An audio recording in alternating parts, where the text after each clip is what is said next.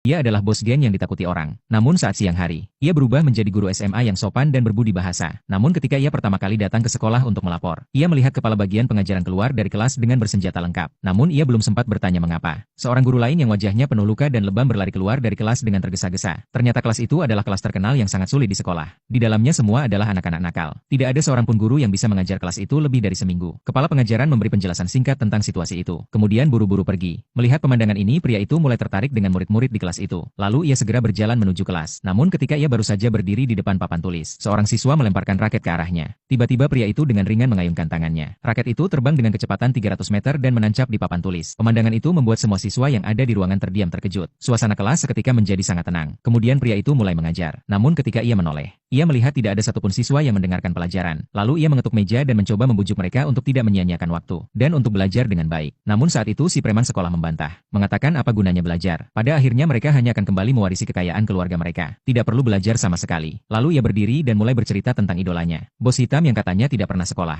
namun tetap bisa mengendalikan segala sesuatu dan sangat kaya. Tanpa mereka tahu, di hadapan mereka adalah idolanya. Pria itu melihat para anak kaya yang sudah kehilangan semangat ini untuk menjinakkan mereka. Dia memutuskan untuk membuat taruhan. Jika dalam 7 hari dia bisa membuatnya malu, dia akan meninggalkan tempat ini. Namun jika gagal, mereka harus patuh dan belajar dengan baik. Mendengar hal itu, para siswa langsung setuju. Mereka yakin membuat pria itu malu sangat mudah. Pada hari berikutnya, mereka sengaja menaruh selembar tepung di depan pintu kelas, menunggu pria itu masuk dan segera menarik tali. Saat mereka dengan penuh harap berpikir tepung itu akan jatuh ke tubuh pria itu, namun tak disangka, pria itu malah mengeluarkan payung, dan tepung itu jatuh ke siswa yang duduk di depan. Melihat trik itu gagal, mereka langsung melemparkan barang-barang ke arah pria itu setelah dia selesai mengajar dan duduk. Namun pria itu tetap tenang. Ia mengangkat payung di sampingnya dan mengayunkannya beberapa kali. Semua barang yang dilemparkan kembali memantul dan mengenai mereka. Melihat itu gagal, si preman sekolah maju dan dengan percaya diri mengatakan, kursi yang pria itu duduki telah diberi lem super kuat. Sekarang pria itu tidak bisa bergerak lagi. Namun saat pria itu mendekat dan duduk, dia malah terkejut. Ternyata pria itu tidak duduk di kursinya. Kemampuan bertahan pria itu sungguh luar biasa. Dan pria itu juga tidak tinggal diam. Dia langsung menekan si preman sekolah ke kursi yang sudah diberi lem, lalu dengan kuat menariknya, sehingga celana preman itu tertinggal di kursi. Para siswa pun langsung tertawa terbahak-bahak. Si preman merasa sangat malu. Namun karena bokongnya telanjang, ia hanya bisa duduk diam di kursi dengan malu. Selanjutnya pria itu bersiap untuk melanjutkan pelajaran. Namun anak-anak nakal itu masih tidak puas. Saat pelajaran olahraga, si preman merasa latihan bola terlalu membosankan. Lalu dia mengusulkan untuk bertaruh dengan pria itu. Jika menang mereka bisa bebas beraktivitas. Aturannya adalah siapa yang bisa memasukkan lebih banyak bola 3 poin, maka dia yang menang. Ternyata si preman yang dijuluki sang raja 3 poin, melempar 3 kali dan semuanya berhasil masuk. Para siswa pun yakin mereka pasti menang. Namun pria itu dengan tenang berjalan ke tengah lapangan. Sekali lempar langsung masuk sempurna ke dalam ring. Si preman merasa itu hanya kebetulan. Namun saat pria itu melempar 2 kali lagi dan semuanya masuk, mereka pun tidak bisa berkata apa-apa. Namun setelah pulang sekolah, para siswa kembali mengatur trik baru. Mereka menaruh bom palsu di dalam mobil pria itu. Semuanya mengangkat ponsel dan merekam. Mereka ingin menangkap momen ketika pria itu melihat